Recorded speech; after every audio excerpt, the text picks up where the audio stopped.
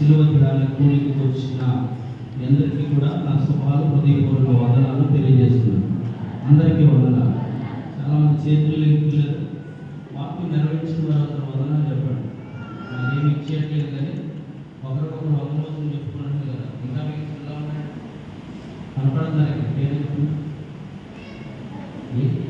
వందనోత్సవం చెప్పుకుని శాపం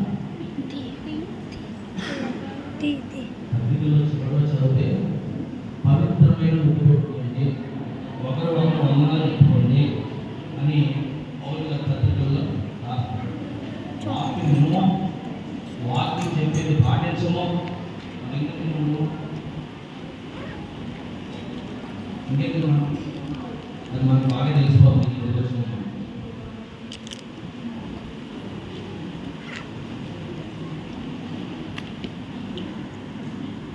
ఏమనుకున్నా పర్వాలేదు. ఆయన్ని వాళ్ళు చెప్పుకుంటారు కదా, తప్పాలకి నిలబెట్టిన దేవుడు తప్పకుండా కళ్ళకి కనపడేదాన్ని చూసేది కోరుకుంటాం. ఇంకా తర్వాత పెద్దలు చెప్పారు తెలుసా, వాళ్ళంతే నిన్నంటే వేసుకుని చెప్పి వెళ్ళిపోయినట్టు మన మీద అలా ఉంది. వాళ్ళకు కూడా అర్థమైంది, నీకు ఎన్నో పడితే నాకు అక్కడ మనం ఎన్నో వాళ్ళని వారిగానే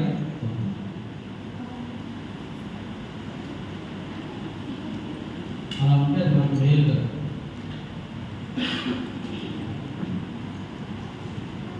మానవుడు ఏమంటారు, బీబీసీ చెప్పుకున్నట్టు ఇంటికి వెళ్ళిన వాక్యం గురించి మానేసి నిలబడి ఆ గద్దెకు మానేసి గురించి చెప్పుకుంటారు. అందుకు ఏమంటారు,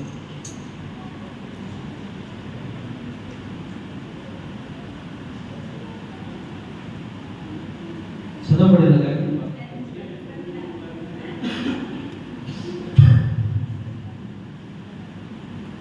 నేటి రాత్రి కాల అంశము దురాభి అంటే అర్థం ఏంటండి? దురాభి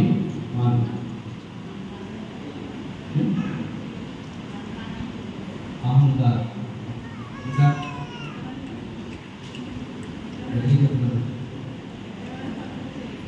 ఇతరులను తక్కువ చేయగలరు, ఇంకా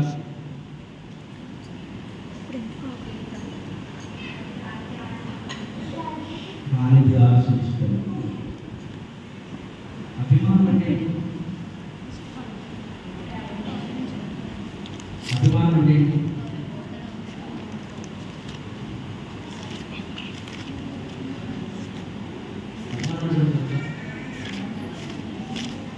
అభిమానం ఉన్నవాళ్ళు ఫోటో తాగదని తెలిసిన పలానాడు మా హీరో అది ఏం చేస్తారు, ఆ కథ మీద ఆలోచిస్తారు.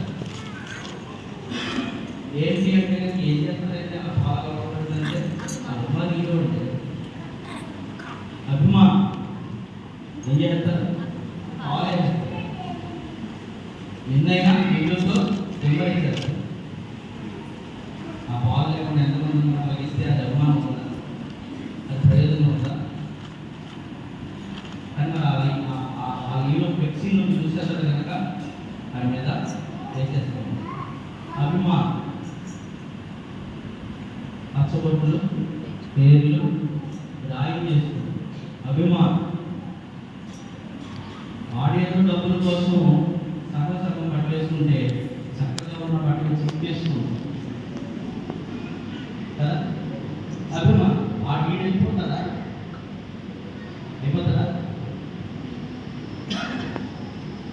మరి ఎందుకు దగ్గరికి వెళ్ళిపోయి నేను కూడా నీతో పాటు మధ్యాహ్నం నీకు లాగానే బయట బిహేవ్ చేస్తుందని చెప్పచ్చు కదా. అదో రకం అభిమానం. ఇక దురాభిమానం అంటే కనుక వినయం అన్న పదానికి అతి వినయం అన్న పదానికి మనం తేడా తెలుస్తుంది కదా. అతి వినయం అంటే కొంచెం ఎక్కువగా మామూలుగా అయితే కూర్చుంటాను ఐగర్ వచ్చేది ఇచ్చేయండి సాఫ్ట్గా వచ్చాడు ఎక్కడ వచ్చాడు అతి వినయం కదా. వినయానికి అభినయానికి అంత తేడా ఉంటుంది. అభిమానానికి దురాభిమానానికి తేడా ఏంటో తెలుసు. సిలువేస్తున్నారని తెలిసినప్పుడు ఒక్కడో లేదు. ఉన్నారు శిష్యులు. కానీ అంత ముందు చెప్పిన మాట సువార్త పాఠ్యభాగంలో ఉన్నాయి. అందరూ అదే మాట్లాడలేదు. పేతురు మాట్లాడాడు పెద్దోళ్ళ దగ్గరికి లేచి. ఆ చివరి వచ్చిన 35 వచ్చుల్లో అందరూ అలాగే అన్నారు. అంటే నీ గురించి మేము అడ్డపడిపోతాం, నేను దాటి పెడతాం, అభిమానం కాదు దురాభిమానం చెప్తున్నారు. అలాంటి ఉంది కదా. అది అంటే వినయం అభినయం ఇది అటువంటి అభిమానం లేదు, దురాభిమానం లేదు. సిలువేసే టయానికి కూడా పారిపోయారు. కానీ సమాధి చేసిన తర్వాత 3వ దినాన లెగుస్తాడన్న మాట విన్న ఊరంతా పాపాత్మురాలంటే నా ప్రభు చెప్పినట్టు లెగుస్తాడని మాత్రమే మరి తెల్లవారుజామునే సమాధి దగ్గరికి. అది అభిమానం, అది నమ్మకం కలిగి చెప్పిన మాట విన్నట్టుగా చేయడం. ఇది చెప్పి కూడా చేయకపోవడం, నిన్ను దాటి వెళ్ళమని చెప్పి కూడా చేయకపోవడం దురాభిమానం. చెప్పిన మాట చెప్పినట్టు గుర్తుంచుకుని ఖచ్చితంగా లెగిస్తాడని నమ్మకంతో వెళ్ళి ఎదురు చూడటం అభిమానం.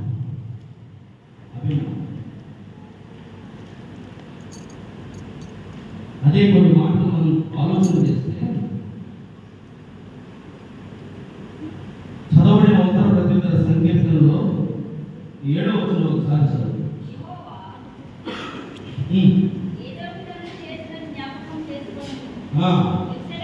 ఏం చేశారు? ఏదో తిన్నాడు. ఏం చేశారు చెప్పండి. చెప్పండి ఎందుకు చెప్పండి అంటే మనకి తెలిసిందల్లా చెప్పండి, దాన్ని చెప్పబట్టలేదు. ఏదో అంటే ఎవరు? యాషావు సంతానమే. ఏదో మీరు ఏం చేస్తారు అంటే కనుక చదివిన పాత పాఠ్య భాగంలో ఆ వచనాన్ని మనం చదివాము. సందర్భం ఏమిటి అంటే కనుక ఒక గోపురాన్ని చదవడం సార్. భూమి అంతటా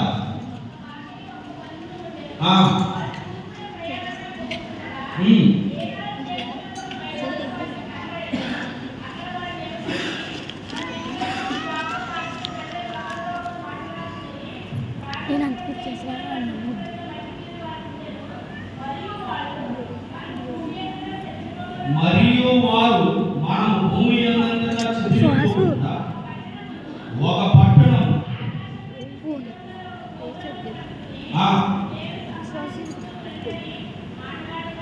ఏమి సంపాదిస్తున్నారట? ఎదోమీయులు లేకపోతే అప్పటి కాలపు ప్రజలు ఏమనుకుంటున్నారట? పేరు సంపాదించుకోవాలి. ఎలా సంపాదించుకోవాలి అంటే కనుక ఈ బిల్డింగ్ ఎవరు కట్టాడు అంటే వాళ్ళ ఇంజనీర్ గారు అంటారు. కట్టింది తప్పు చేస్తారు, కానీ దాని వచ్చింది ఇంజనీర్. డబ్బులు ఖర్చు పెట్టి కట్టించుకున్నది యజమాని. ఎవరు కట్టారట? వాళ్ళ ఇంజనీర్ కట్టారు. అంటే పేరు ఎవరికి వెళ్తుంది? ఇంజనీర్కి వెళ్ళిపోతుంది. అలాగే ఏమనుకుంటున్నారంటే పేరు సంపాదించుకుందామంట. చూడండి ఇప్పుడు ఆలోచించండి. మానవుడు ఏదైనా చేస్తే ఏం చేస్తే పేరు కోసం చేస్తుంది. పేరు ప్రఖ్యాతి ఇచ్చేది దేవుడని, ఆయుష్నిస్తే భూమి మీద మనగలమని, ఆయుష్ ఇచ్చేది దేవుడని, ఆయన ఇవ్వకపోతే భూమి మీద మనలేమని ఎరిగి కూడా తన స్వనీతిని ఆధారం చేసుకుని దేవుని దృష్టికి వెర్రితనమైన జ్ఞానాన్ని కలిగి విర్రవీగిపోతూ పేరు కోసం పాపులాడిపోతున్నాడు. ఇప్పుడే కాదు, అప్పుడు కూడా ఉన్నారు. ఎటువంటి పేరు ఎక్కడ సంపాదించుకుంటారు? ఎవరి దగ్గర సంపాదించుకున్నారు? అందరూ ఒకే భాష కలిగిన వారు, అందరూ ఒకే జాతి కలిగిన వారు, అందరూ ఒకే మాటతో మాట్లాడుతున్నవారు. ఇంకా ఎవరి దగ్గర నుంచి వస్తారు పేరు? వారి ఆలోచన కొంటూ లోతుగా పెడితే ఏం కడుతున్నారట? ఎంత గోపురం? ఆకాశం అంటే గోపురం కట్టవలసిన అవసరం ఏంటి? పేరు కోసమేనా? అంటే తర్వాత తరాలకు వచ్చేటప్పటికి ఈ గోపురం చూసి పలానాలు కట్టారన్న పేరు ఉండిపోతుందా? ముందుకు వెళ్ళి మనం ఆలోచన చేస్తే,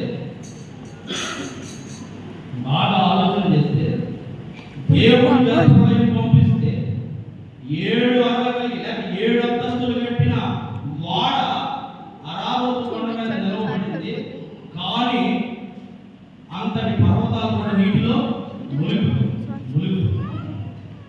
మీరు ఆలోచన ఏంటో తెలుసా? ఆకాశం అంటే గోపురం కట్టుకుంటే మరలా జలప్రళయం వస్తే అంటే వాక్యాలకి అర్థం అవ్వలేదు. దేవుడు నోవాహుతో చెప్పిన మాట వీళ్ళకి ఏమాత్రము జ్ఞాపకం లేదు. ఏం చెప్పాడు దేవుడు అంటే, ఎక్కువైన ప్రాంతాన్ని కొట్టుకుని వెళ్ళిపోతే జనానికి హెచ్చరిక వచ్చినట్టు ఉంటుంది తప్ప ఇలాగ ప్రచండ వర్షం గురించి పర్వతాలు మునిగిపోయేంత నీరు వచ్చేలాగా నేను మరలా ఈ జలప్రళయం తప్పించను.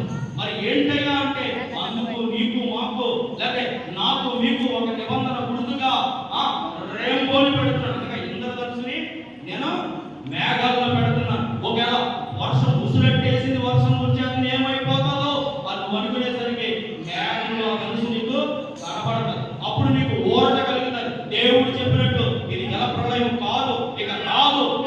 దేవుడు చెప్పిన ఇంద్రధనుసు మేఘంలో కనబడుతుంది అని నువ్వు గ్రహించగలుగుతావు. అన్న మాట ఎక్కువసారి ఈ ప్రజలకే గుర్తులేదు. ఆకాశం అంటే పర్వతం ఎందుకు కడుతున్నారు తెలుసా? ఒకవేళ వాడ మనం కట్టుకోలేము కనుక, వాడ లెక్కలు మనకు తెలియదు కనుక నోవాహుకు వాడ లెక్కలు ఇచ్చాడు దేవుడు. కానీ మనకున్న జ్ఞానాన్ని బట్టి ఆకాశాన్ని అంటే అంత గోపురం కట్టేసుకుంటే ఒక అరలోకి నీళ్ళు వచ్చేస్తే మరొక అరలోకి నీళ్ళు వచ్చేస్తే ఇంకో అరలోకి ఆకాశం అంటే అంత పట్టణ అంత గోపురాన్ని కట్టేసుకుని జలంలో పొలకుండా పైకి వెళ్ళుకుంటూ దాటిపోతాం. ఏం ఆలోచన కలుగుతున్నారు సార్? ఈ గోపురం ఎందుకు కట్టుకున్నారు? ఎక్కడికి వెళ్ళదు, మనం ఎక్కడే ఉందాం, ఎక్కడికే వెళ్ళదు. కానీ దేవుడి ఆలోచన ఏంటి? ఫలించండి, విస్తరించండి, అభివృద్ధి చెందండి, భూమిని నిండించండి. దేవుడు ఇచ్చిన ఆశీర్వాదం ఏంటి? ఇదే కదా, విస్తరించండి. భూమండలం ఎక్కడ దాకా ఉంటే అక్కడ దాకా. కానీ ఏమంటున్నారు? ఈ మైదానంలోనే ఉందాం, ఎక్కడే ఒక గోపురాన్ని కట్టుకుందాం. దాన్ని బాబేలు గోపురం అని చెప్పింది బైబిల్. ఎక్కడే కట్టుకుని ఇక్కడే ఉండిపోతాం అనుకుంటున్నారు. మరి దాంట్లో ఆలోచన జలప్రళయం వస్తే అందుకనే కదా ఆకాశం అంటే అంటే కట్టుకుంటున్నాం. ఒక స్టేజ్లోకి వస్తే ఇంకో స్టేజ్లోకి, ఇంకో స్టేజ్లోకి వస్తే ఇంకో స్టేజ్లోకి. ఆకాశం అంతా మునిగిపోయింది వచ్చేస్తుందా? కాదు, అంతే కట్టేయలేము మనం. అంటే ఇప్పుడు ఇంజనీర్లు పనిచేస్తారా? అంటే అన్ని టెక్నిక్లు ఉన్నాయి. ఇప్పుడు టెక్నాలజీ ఉంది. ఐరన్ వేసి ఏ ఐరన్ అయితే బాగుంటుందో ఐరన్ వేసి, లేదా ఏ ఆల్ట్రాటెక్ సిమెంట్ అయితే బాగుంటుందో ఆ సిమెంట్ వాడి కట్టుకుంటేనే కనుక కట్టుకుంటే ఇంతవరకు మాత్రమే, ఇన్ని సంవత్సరాలు మాత్రమే అని ఇంజనీర్ దానికి లిమిట్ ఇస్తారు. కానీ అప్పట్లోనే మరి ఎంత ఇంజనీర్లు చూడండి, ఇన్ని స్టేట్లు అనుకోలేదన్న ఆకాశాన్ని అంటే అంత గోపురము కట్టారు.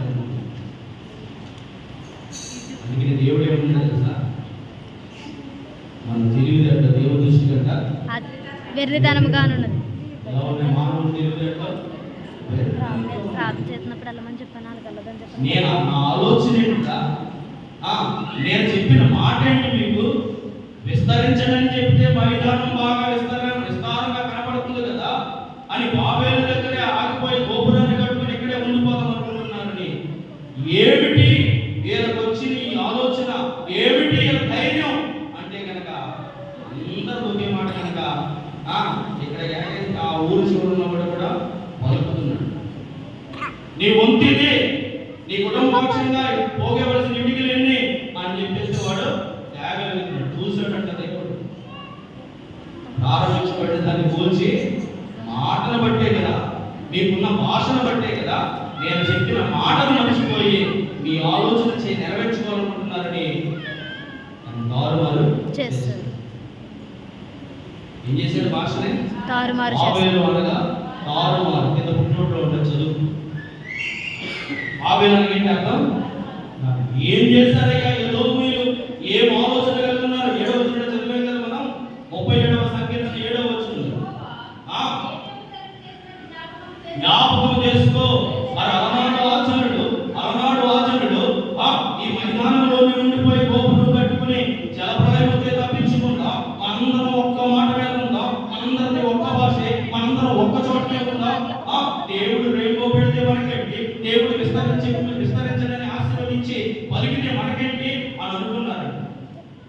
అన్నీ చేసే దేవుడు ఊరుకుంటాడా?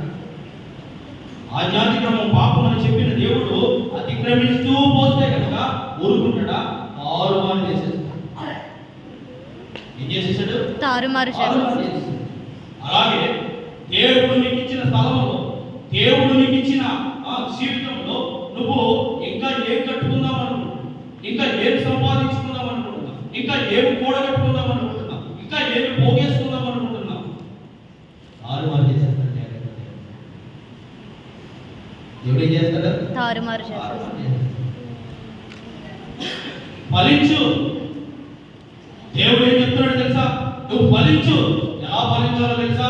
నేను నిజమైన ద్రాక్షావల్లిని, మీరు అందులో తీగలైన నాలో వంట కట్టబడి బహుగా దేవుడిలో ఫలించు. దేవుడు చెప్పిందండి, నీ స్వనీతిని ఆధారం చేసుకుని నానా రకాలుగా, నానా విధాలుగా ఏదో వెర్రి జ్ఞానంతో ఏదో కూర్చుకోవాలనుకుంటున్నావేమో, తారుమారు చేసేస్తానంటున్నాడు. నా యందు మీరును, మీ యందు నా మాటలను ఉంటే తప్ప మీరు ఫలించలేదు. అలా ఫలింపని దాన్ని వెర్రికాయలు అన్నాడు దేవుడు. ఆ వెర్రికాయలు ఏం చేస్తాడంట? వేరి పారేస్తాడు.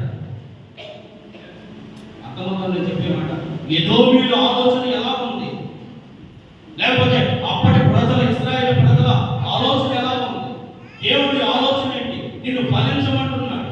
అలనాడైతే దేవుడు నిన్ను విస్తరించమన్నాడు. నేటి వరకు ఆశీర్వాదంతో ఈ భూమండలం మీద 850 కోట్ల మందిగా మానవ జాతి విస్తరించింది. ఖండ ఖండాలుగా, దేశ దేశాలుగా విస్తరించారు. విస్తరించిన మానవులతో దేవుడు తారుమారు అవ్వకుండా ఈ కడవల దినాల్లో చెబుతున్న మాట ఏంటో తెలుసా? నాలో ఫలించు. నేను నిజమైన ద్రాక్షావల్లిని తీగలు, మీరు నాలో వంట కట్టబడితే తప్ప నాకు వేరుగా ఉండి మీరు ఫలించరు. అలా ఫలించాలని కోరుకుంటున్నాడు. ఒకవేళ ప్రభు ఇచ్చే ఆశీర్వాదం నాకు కావాలి, ప్రభు ఇచ్చే దీవెన తరతరాలు ఉంటుంది, యెహోవా ఆశీర్వాదం ఐశ్వర్యం ఇచ్చేది అని నువ్వు అనుకుని ఆలోచిస్తే కనుక క్రమబద్ధంగా నువ్వు ఆ క్రమాన్ని జరిగిస్తావు. ఏంటి ఆ క్రమం అంటే, మొట్టమొదటిగా మనం ఏం చేస్తాం తెలుసా? ఆ అపవాది లేకపోతే మన బలహీనత ఎరిగిన వాడు ఏం చేస్తాడు తెలుసా? నేను ఆదివారం వస్తున్న పని డబ్బులు ఏమంటాడు? ఆదివారం వస్తే నీకు డబ్బులు ఇస్తాను. అసలేమి ఫలించవలసిన ఆశీర్వాదం వచ్చే స్థలానికి వెళితే ఇంకెందుకుంటుంది? దేవుడు ఆశీర్వదిస్తే ఆ రోజుకి అయిపోయే పిండి సంవత్సరాలు పెరిగిపోయింది. అప్పుడు కూరుకుపోయినప్పుడు కొండలో కొంచెం ఉంటే ఇరుగు పొరుగు కొండలని తెచ్చుకుంటే నిండిపోయింది. అది కదా దేవుడిచ్చే ఆశీర్వాదం. అది మనకేమి కాదు, గుర్తురాదు. ఆడు చూపించే ఆశ మనకి కనబడుతుంది. డబల్ చేతి. కానీ దేవుడు ఏమంటే తెలుసా? నేను ఇచ్చేది నీకు ఎన్ని సంవత్సరాలను తరగకుండా ఉంటుంది, కానీ నువ్వు ఇచ్చుకున్నది ఏముందో తెలుసా? వేసుకున్న సంచికి సిల్లు చూసుకొని దేవుడు లేకపోతే నువ్వు తెచ్చుకున్న దాన్ని డాక్టర్ తర్వాత సీట్ ఏదేరా అక్కడే ఉన్నాడా? ఇదే 1000 రూపాయలకి తెచ్చుకున్నాం. ఫీజు 500, మందులకి 1500, స్కానింగ్ చేయాలి. అయితే మళ్ళీ కూడా స్కానింగ్ రాస్తుంది కానీ బ్లడ్ టెస్ట్ సరిపోవడం. చూడండి ఎంత లాగేస్తుంది. గ్రహించుకుంటుంది. ఫలించండి అని చెప్పిన దేవుడు నిన్ను తారుమారు చేయకముందే ఫలించడానికి ప్రయత్నించు. ఏదో ఆలోచన దేవునికి ఇష్టం లేదు, ఏదో ఆలోచన దేవునికి సరైనది కాదు. ఇక్కడ పర్వతం లేదా గోపురాన్ని కట్టుకోవాలనుకున్న వారి ఆలోచన దేవుడు అంగీకరించలేదు. అది నిజమైన ఆలోచన అయితే, దేవుడు అనుకున్న ఆలోచన అయితే అలా ఎందుకు తారుమారు చేస్తాడు? అలా ఎందుకు చెదరపడతాడు? లేకపోతే నువ్వు అనుకున్న ఆలోచన నీ కుటుంబం కోసమే, నీ పిల్లల కోసమే అనుకుంటే కనుక నీకు చిల్లు సంచిలో పడిన సొమ్ముగా ఎందుకు పడిపోతుంది? ఎందుకు మారిపోతుంది?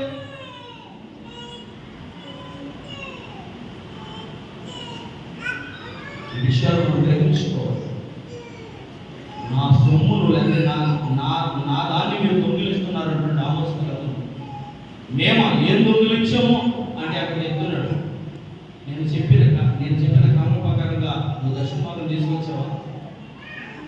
నేను ఆశించిన ప్రకారంగా నీ ప్రతిష్ట అర్పణ నువ్వు ప్రతిష్ఠించినది నా మందిరంలోకి వచ్చిందా?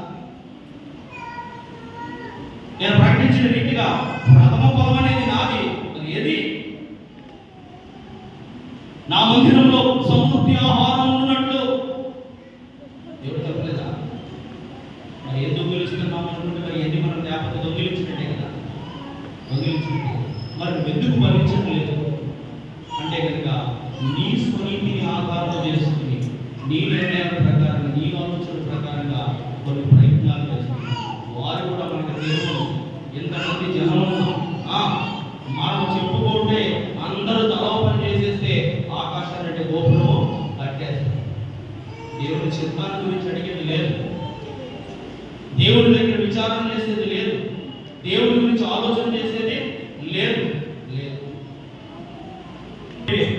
తల్లి కాడ పిల్లకి లేక, పిల్ల కాడ తల్లికి లేక ఒకరికొకరు అనాథలు అయిపోతూ ఉంటే ఈ కడవరి దినాల్లో, ఈ చివరి దినాల్లో, ఈ రాకడ సమయంలో దేవుడికి లోబడాలి, దేవుని మాట్లాడాలి, దేవుని చిత్తం మీద అడిగి తెలుసుకుని అప్పుడు ఈ పనులు కొనసాగించాలి.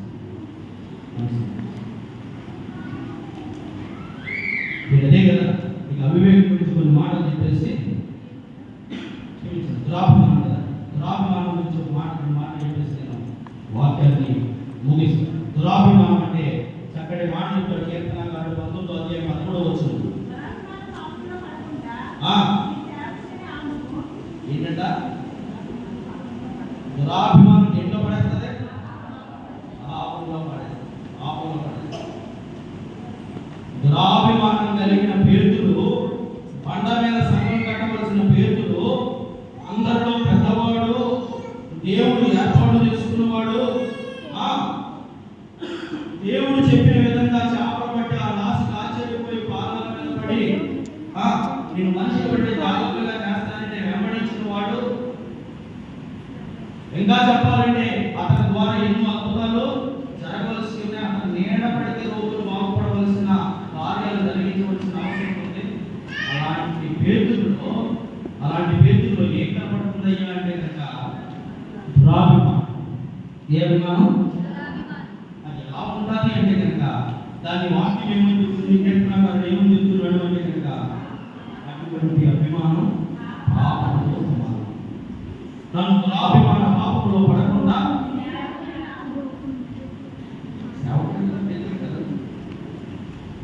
మండ మీద సంఘాన్ని కట్టి సంఘాన్ని నడిపించవలసిన వాడే కదా. మరి ఏమైపోయాడంటే చదువు 33వ వచనం చదువు 26వ అధ్యాయం మత్తయి సువార్త 33వ వచనం చదువు. అందరూ అభ్యంతరపడిన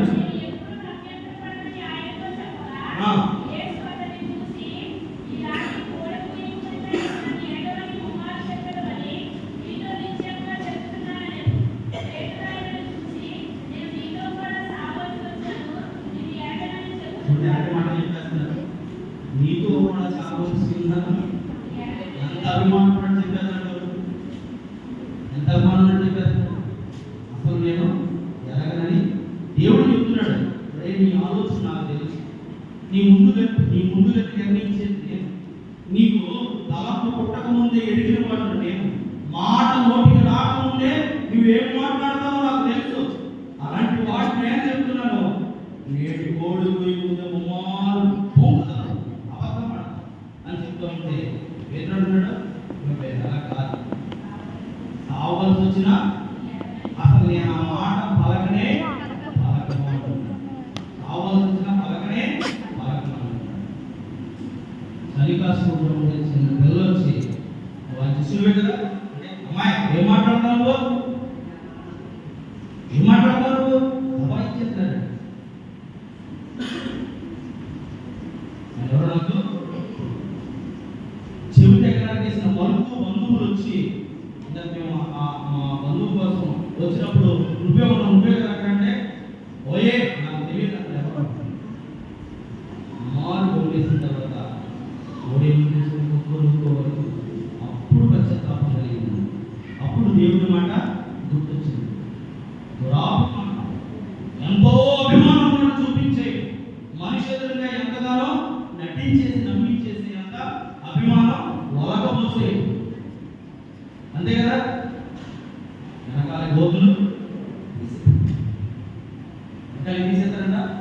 బోధలు కానీ మనుషులుగా ఎంతో చక్కటి వినయవిధేయతలతో ఎదుగుతారు అదే కదా దేవుడి ప్రభావం కావాల్సింది కనుక ముందు నేను చేస్తాను నీ కోసం అంటున్నాను వెనకాల ఏమున్నాయి అసలు ఎక్కడ అవ్వలేదు మళ్ళీ ఇంకో ఆలోచన ఏమవుతుందంటారు ఎలా చెప్తారంటారు ఏం చేస్తారంటారు చూద్దామని వెనకాల తీసుకుని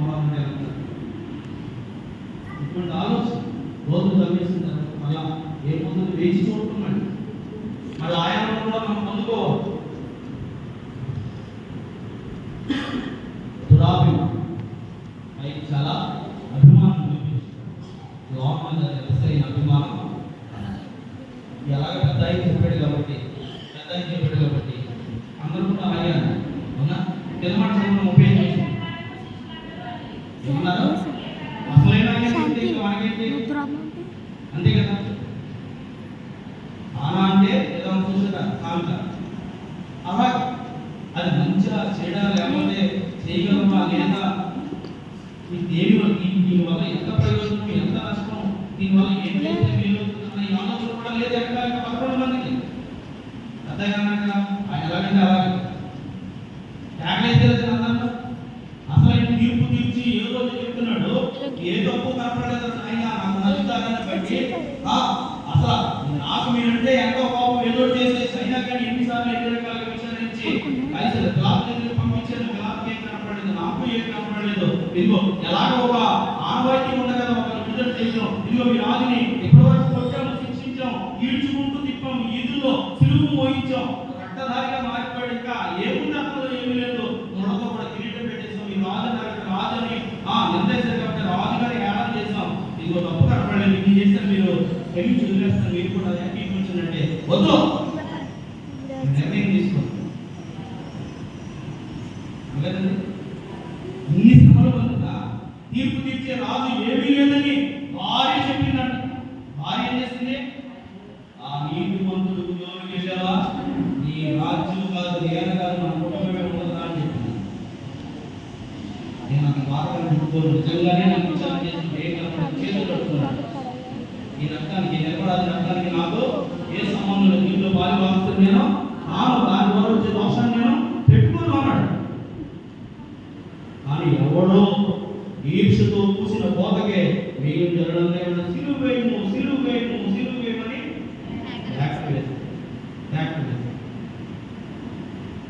ఇంకేమి తెలియదు ఇంకా ఎవరింటితో ఏం మాట్లాడతారు తెలిసింది ఆ రక్తం వచ్చే రాజు భయపడి మీ మీద వద్దనుకుంటే కనుక మా మీద మా పిల్లల మీద ఆశీర్వాదం తెచ్చుకోవాల్సిన బదులు శాపాన్ని దురాభిమానం కలిగిన పేతుడు సావలసిన ముందు నేను చేస్తానని చెప్పాడు కానీ పోలీసులకి ఏమైపోయాడు కొన్ని మాటలు చెప్పేసి ముగించు 32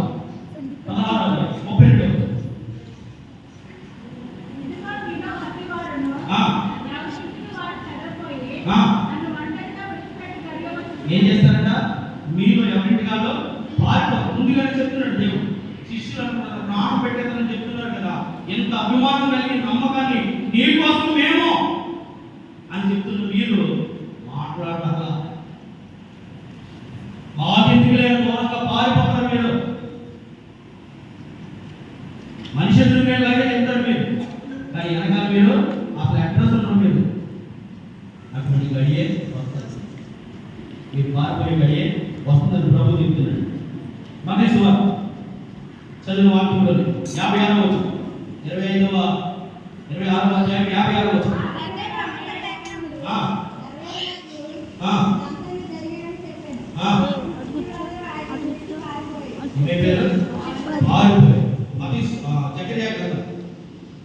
మూడవ అధ్యాయం చూడండి జకరియా గ్రంథం 13వ అధ్యాయం 7వ వచనం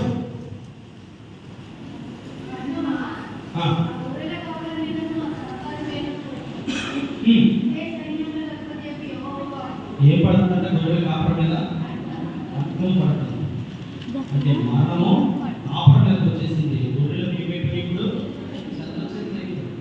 ఇంతకాలము నా గొర్రెలకు మంచి మేత పెట్టాలి, గొర్రెలు ప్రేమించి నా గొర్రెల కోసం సింహం వచ్చినా, తోడే వచ్చినా, ఎలుగుబంటి వచ్చినా, ఏ మృగం వచ్చినా తినేసినా నా గొర్రెలకు నష్టం కలగకూడదని కాపడ ముందు నిలబడి మంచి పచ్చికను వాటిని మేపిస్తూ ఉంటే ఈ కాపడకి ఏమొచ్చినప్పుడు అడ్డం వచ్చింది. ఉండవలసిన గొర్రెలు ఏమైపోయాయంట? చెదిరిపోయింది. ఘోరంగా ఆరిపోయింది, చల్లా చెట్లు అయిపోయి. చదవడం యెషయా 53వ అధ్యాయం 10వ వచనం.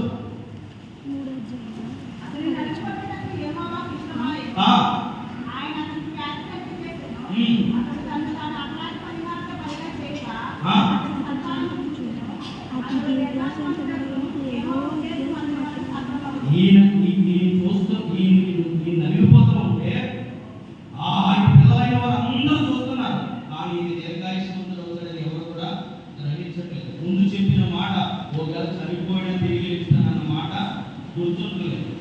నరకూడదు అందరూ చూస్తున్నారంట, నలిగిపోవడం అందరూ చూస్తున్నారంట, కానీ దూరంగా పారిపోయి చూస్తున్నారు.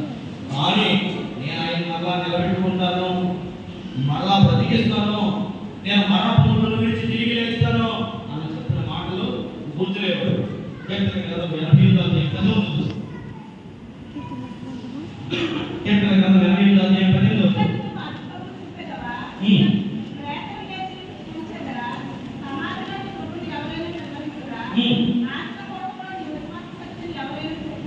నేను గొప్ప చెప్పాను, నేను చదువు 49:20. కీర్తన గ్రంథం 49:20 ప్రవచనాలు అన్నీ.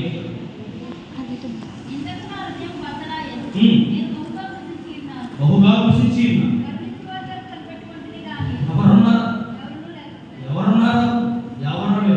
ఎవరున్నారు అంటే కనుక 12 మందిని మాత్రమే నమ్ముకున్నారు. అందులో ఒకడు అమ్మేసి దూరమైపోయి చేసిన పాతకానికి ఊరు పెట్టి కింద పడి పేర్లు బయటకు వచ్చి చచ్చిపోయాడు. 11 మందికి ఏమైపోయారు? పారిపోయారు, చెదిరిపోయారు. ఎవరున్నారంటే ఎవరో లేరు. నాకు వచ్చిన పాతకాన్ని చూసి అందరూ కూడా చెదిరిపోయారు. చదువు 38వ సంకీర్తన 11వ వచనం.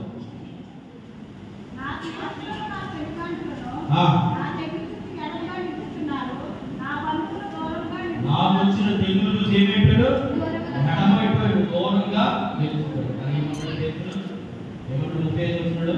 నేను కావాల్సి వచ్చిన కానీ నేను ఎరగని ముందు నేను తెచ్చుకోతాను నీకోసం అక్కడ దురాభిమానం. ఇదే అభిమానం కింద కనబడదు, కానీ ఇది దురాభిమానం. అభిమానం గురించి చెప్పారు కదా. ఒక స్త్రీగా ఆయన కూడా రక్షణ పొందిన స్త్రీగా ఏం కలిగి ఉందంటే ఆయన మీద అభిమానం కలిగి ఉంది. ఆయన చెప్పిన మాట నమ్మింది, 3వ దినాన్ని ఆయన ఇస్తాడన్న మాట నమ్మింది. లేకపోతే కనుక 3వ దినాన్ని సిద్ధపరిచి తినం కదా, మా ప్రభువుని సిద్ధపరచాలన్న ఆలోచన ఆశతో వచ్చింది. సమాధి తెరవబడుతుంది చూసి ఎవరు ఎత్తుకుపోయారు అనుకుని అనపడిన వారిని కూడా ప్రభువునే పాల్గొనడానికి సహాయం చేయమని అడుగుతుంది. ఇదేంటి అంటే కనుక ఆయన కోసం తప్పించుకోవడం, ఆయన కోసం పరితపించుకోవడం, ఆయన ఎక్కడున్నాడు, ఆయన చనిపోయాడు కానీ సమాధి దగ్గరనే ఉన్నామని ఇది అభిమానం.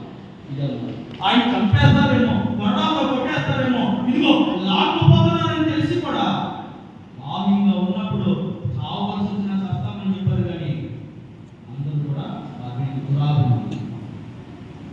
తప్పకుండానే హృదయంలో కలిగి ఉండి చేయడం అభిమానం అయితే చెప్పి కూడా చేయకుండా పారిపోవడం దురాభిమానం ధ్యానించే అంశం. దాన్ని ఏమని చెప్తున్నాడు? 19వ అధ్యాయంలో 13వ వచనంలో దురాభిమానం అనేది పాపములకు దారి తీస్తుంది. అటువంటి దురాభిమాన పాపంలో పడకుండా చదువు మరొకసారి. కీర్తన గ్రంథం 19వ అధ్యాయము 13వ వచనం.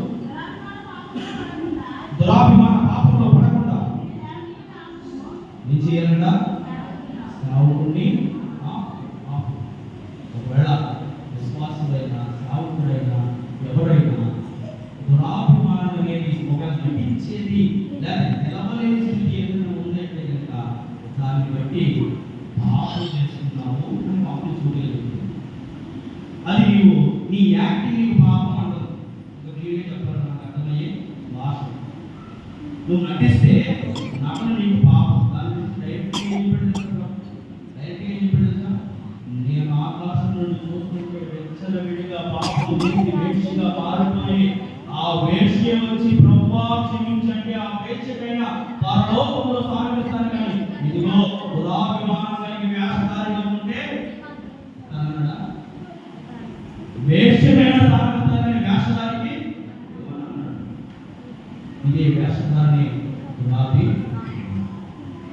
ఆ వేషధారణ కలిగి ఉంటే కనుక పరలోకము చేరాలి.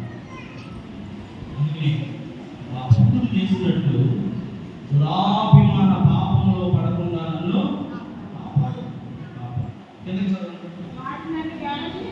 ఆ పాపం నన్ను ఏలనీయకు. అది ఏలకుండా ఉంటే, ఆ దురాపం అనేది లేకుండా ఉంటే ఎలా ఉంటామమ్మా? యథార్థంగా నమ్మకంగా యథార్థంగా ఉండే నిజాయితీగా ఉంటాం. నమ్మకంగా అది కోరుతున్నాను. భూమి మీద మళ్ళా నేను వచ్చినప్పుడు యథార్థంగా నేను చూస్తానని విశ్వాసాన్ని కనుగొంటానా అని ప్రభు ప్రశ్నించినప్పుడు ఇది మీ మాటల్లో నీ కోసము శ్రమ వచ్చిన కట్టం వచ్చిన ఇదిగో ఒక్క రోజులోనే నా పిల్లలు చచ్చిపోయినట్టు తెలిసిన, ఒక్క రోజులోనే గాలి వచ్చిన మందను ఎత్తుకుపోయిందని తెలిసిన, ఇదిగో నా దేహం అంతా గురుపులు మైమైపోయి వేసుకుంటా పోకుండా ఏడు లేకపోయినా నా ఎదుగైన భార్య నన్ను దూషించిన నీకోసం నేను ఉంటాను యథార్థం. ఇంకను యథార్థం విడవను. ఏమన్నాడు యోబు? విడవను. విడవకపోతే ఏముంటుంది నీ దగ్గర అంటే, అమ్మా ఓర్పురాలు మాట్లాడదు. దేవుడిస్తేనే కదా అనుభవించాం. ఇచ్చిన దేవుడే తీసుకుంటే అనుభవించదా? మేలుడే అనుభవించాలా? కీడును అనుభవించదా కదా? యెహోవా ఇచ్చెను, యెహోవా తీసుకున్నాను. యథార్థంగా చెప్తాను, యెహోవా నామమునకే స్తుతి కలుగుగా. అది కదా యథార్థం. అప్పుడు కదా దేవుడు మళ్ళా రెండంతలుగా ఆశీర్వదించాడు యోబుని. విడవద్దు యథార్థంగా దురాభిమాన పాపంలో నీవు ఉండదు. నీ నటన జీవితాన్ని ఎవరికి కనబరుస్తున్నా? నేను ఎదరొకడు ఎదగాలంటే మనుషులుగా, అలాగే నువ్వు వేషధారిగా ఉంటున్నాడు ప్రభుత్వం. మీ దురాభిమాన వేషధారణలో పరలోకంలో నీకు స్థానం లేదని సూటిగా చెప్తున్నాడు ఆత్మదేవుడు. నీవు యథార్థంగా ప్రవర్తించడానికి, యథార్థంగా ఉండడానికి నేర్చుకో. కొంచెంలో యథార్థంగా, కొంచెంలో నమ్మకంగా ఉండేవాడు అనేక వాటిలో నమ్మకంగా ఉంటున్నాడు. అందుకనే ఈ 5 దారులలో నమ్మకంగా ఉన్నావు కనుక మరైతే చేస్తున్నా. మరైతే కాదు, ఇది ఒక్క దాంట్లో కూడా నమ్మకంగా లేడు కనుక ఆ చేతులతో తీసుకుని మరిగా నీకే ఇచ్చేస్తాడు. దేవుడు పెద్దలకు కలిగి కూడా ఇచ్చేసాడు దేవుడు. దేన్ని బట్టి అంటే కనుక కొంచెంలో నమ్మకాలు, అభిమానం అంటే ఏంటో, దురాభిమానం అంటే ఏంటో. దురాభిమానం అంటే పాపమని, పాపం నిన్ను ఏలితే కనుక నరకంలోకి వెళ్ళిపోతామని, అది ఏలకుండా ఉండటానికి పాపమును తీసివేసిన ఆ ప్రభువుని, పాపం లేకుండా 33.5 సంవత్సరాలు నీ నా రూపం కలిగి మానవుడిగా బ్రతికిన ఆ దేవుణ్ణి నువ్వు కొలవగలిగితే, అడగగలిగితే నీ దేవుడు కూడా పాపం లేకుండా, దురాభిమానం అంటే పాపం లేకుండా ప్రభు నీ దేవాన్ని ఆయన దేవాలయంగా మలుచుకుంటాడు.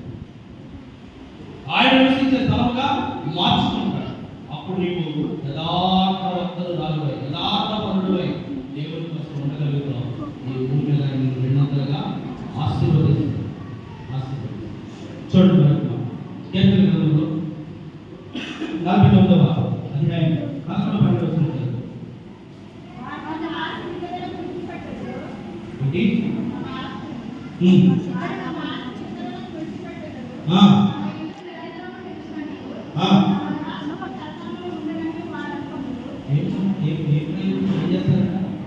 ఇతరులకే విడిచిపెట్టారు.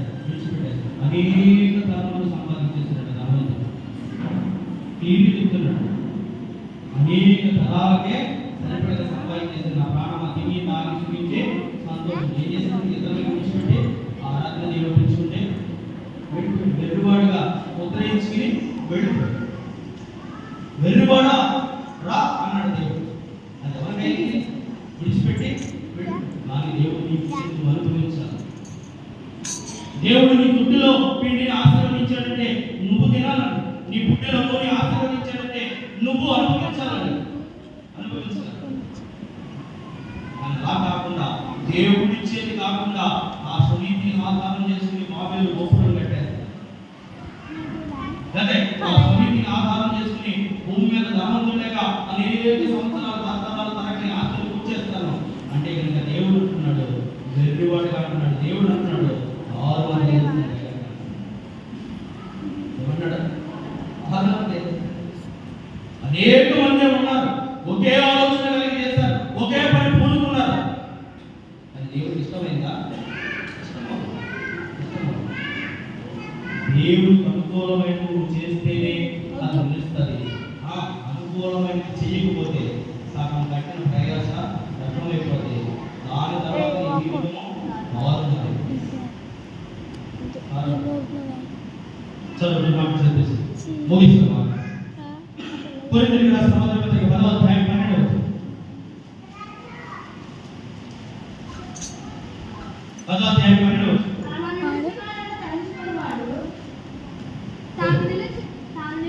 తాను నిలుచుచున్నానని తలంచుకునేవాడు పడిపోకుండా ఏం చేయాలంట? జాగ్రత్తగా చూసుకో. నేను బాగానే ఉన్నాను అనుకున్న వాడికి ఏమవుతుందంట? పడిపోయే సందర్భము వస్తుంది. కలిగిన జాగ్రత్తగా చూసుకోవాలి. ఎవరు చూసుకోవాలి? ఎవడో చూడరు, నీకు నువ్వే చూసుకో.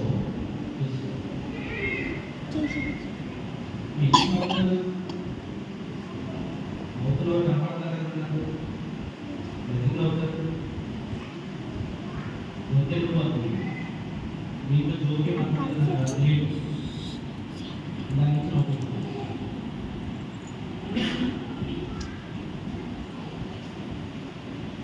నిల్చున్నారని తలంచుకున్న ప్రతి వాడు కూడా పడిపోకుండా జాగ్రత్తగా ఎవరో చూడండి, జాగ్రత్త మీకు జాగ్రత్తగా చూసి మన కట్టెప్పుడు మట్టిలో కలిసిపోతున్నాం. ఈ ఆవిడ లాంటి ఊపిరి ఇప్పుడు ఆగిపోతుందో దేవుని పేరు కలిగి క్రైస్తవుడని పిలిపించుకుంటూ ఆయన సరకలించి సంపాదించిన సంఘంలో సభ్యత్వం కలిగి మానవ ప్రతి ఆదివారం వచ్చి ఆదరించుకుని వెళ్ళిపోతున్న నీకు మానవని రక్షణ నేను తీసుకోకుండా వెళ్ళిపోతే కనుక ఏమైపోతుందని ఆలోచన చేస్తాను. అంటే నువ్వు ఉండిపోయి ఉన్నావో, నిలబడి ఉన్నావో, లేకపోతే చనిపోయిన తర్వాత పట్టణానికి వెళ్తావో, దాని పక్కనే ఉన్న నరకంలోకి ఏడ్చబడతావో, నీకు నువ్వు కానీ ఆలోచన చేసుకుని భూమి మీద ఉండగానే నేను దేవుడు నిలబడ్డానంటే నువ్వు పడిపో. ఆయన నిలబెట్టాడు. ఎవరు పడదలేదన్నా నువ్వు పడిపో. దేని బట్టి ఇంకా పడిపో. చదువు. ఫిలిప్పీయులకు రాసిన పత్రిక 2వ అధ్యాయం 12వ వచనం. ఫిలిప్పీయులకు రాసిన పత్రిక 2వ అధ్యాయం 12వ వచనం. బాగా ప్రియులారా, ఎల్లప్పుడూ విధేయులున్న ప్రకారం నా దగ్గర ఉన్నప్పుడు మాత్రమే కాక మీకు వాక్యం వినబడిన స్థలాల్లో మీరున్నా, అన్యుల మధ్యన మీరున్నా, ఈ మాట వినబడి దూర దేశాలకు వెళ్ళినా, ఎక్కడ వెళ్ళినా కానీ నేను ఆకాశమందున్నానని గుర్తెరిగి నా కన్నులు మిమ్మల్ని చూస్తున్నాయని ఎరిగి మీ ప్రవర్తన జాగ్రత్తగా చూసుకోండి. ఆ భయం కలిగే ఉండండి. ఎక్కడైనా నేను ఉన్నానన్న భయమే కలిగి ఉండండి. ఇక్కడ దేవుని సన్నిధిలో కదా ఎంతో ఒబీడియన్స్ గా కనపడి తర్వాత మనకి సంసారంగా అనుకుంటానికి లేదు. చదువు పూర్తి చేయాలి.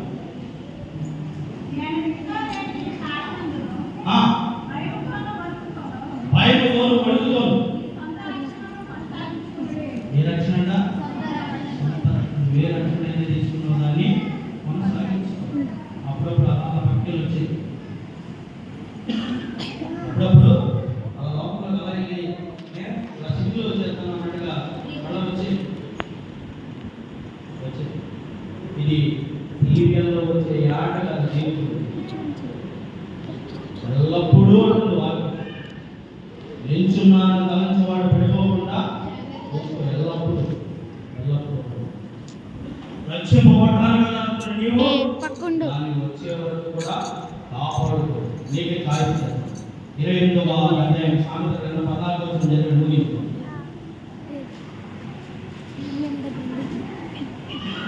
ఇచ్చింది చదువు.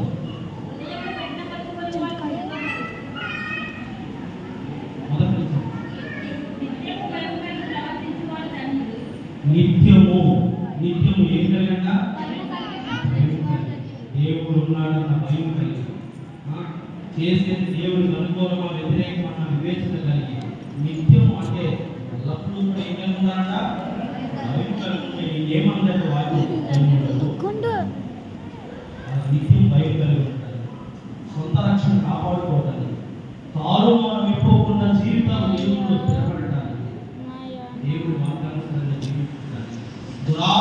అనే వేషధారణతో కాకుండా దేవుణ్ణి ఆరాధించే దేవుడు అంటే అభిమానము ఆరాధన కలిగి ఉండటానికి పరిశుద్ధాత్మ దేవుని సహాయిస్తుంది అందరికీ దేవుని మాట మనం